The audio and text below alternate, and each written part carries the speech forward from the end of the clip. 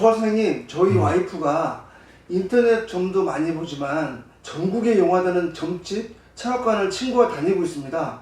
돈도 많이 쓰고 미신에 미쳐있는 것 같은데 어떻게 해야 될까요? 우리 흔히들 주부들이 철학관, 점집 뭐 이런 데를 많이 다니는 사람들이 왜 그러냐 하면 제일 첫째가 불안 심리 때문에 그렇습니다. 자기 앞날에 대한 불안이 가중되어 있는 것이 잠재해 있다가 어느 날 점집이라든지 철학관 같은 데 가서 그 불안이 해소되고 나면, 그 듣고 나면 좀 이렇게 위로가 되거든요.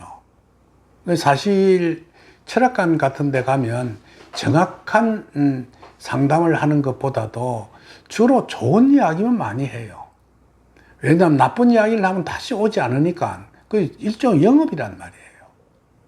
그러니까 정확하게 그 사람을 판단하게 해줘야 하는 것이 역학자의 원칙인데, 그럴 정도의 실력을 갖추고 있는 사람이 별로 없습니다.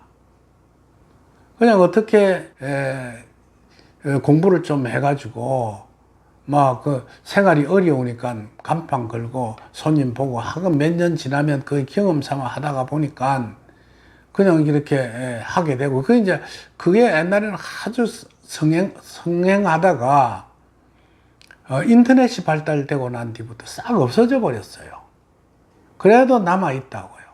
남아 있는 것을 그 부인네들이 그런 집을 찾아가는 이유가 뭐냐면 자기 앞날에 대한 불안감을 누구든지 갖추고 있습니다. 아, 남편이 앞으로 돈을 잘 벌겠는가? 우리 애는 대학을 잘 가겠는가? 나는 늙어서 병이 안 들겠는가? 이런 것들이 굉장히 압박해 오거든요.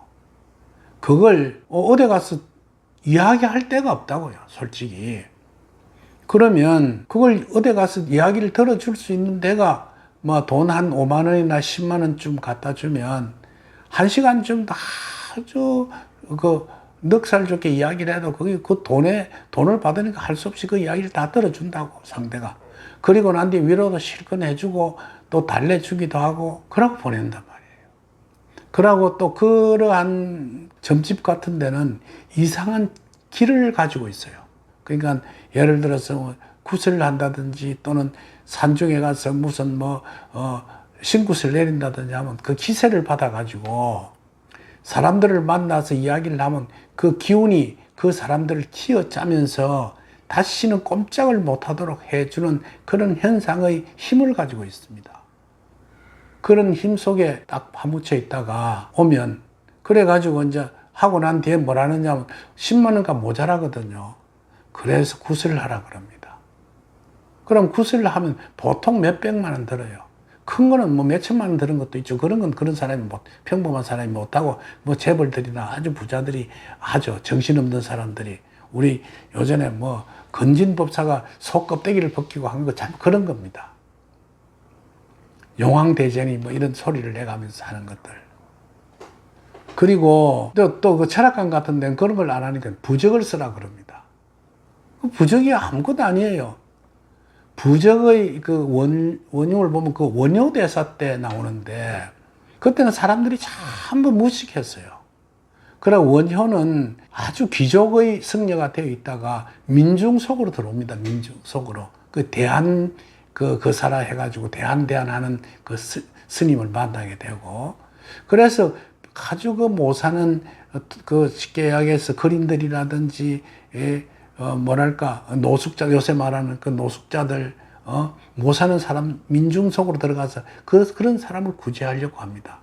근데 아무리 이야기를 해도 금방 까먹어 버리거든요. 그래서 생각해낸 것이 빨간 글씨를 붓글씨에 써가지고 옷고름이나 이런 데 글씨를 써줘요. 넌 앞으로 절대로 나쁜 짓을 하면 안 되느니라 하면서 뭐 어떤 글자를 하나 이렇게 써줍니다. 그러면 지가 무슨 나쁜 짓을 하려다가 원효 스님이 준 빨간 글씨가 옷구름에 붙어 있거든. 그래서 나쁜 일을 막는 것이 그 유래가 돼서 그게 부적으로 발달하게 된 겁니다. 부적이 전혀 그리 나쁘다는 건 아닙니다. 그리고 난 뒤에 요새 흔히들 대순진리회니 무슨 하는 요런 도인들의 기가 있을 겁니다. 거기서 보면 부적의 그것이 나오는데, 너무 철학관 같은 데서 부적을 많이 쓰다 보니까 같이 하면 안 되겠거든요.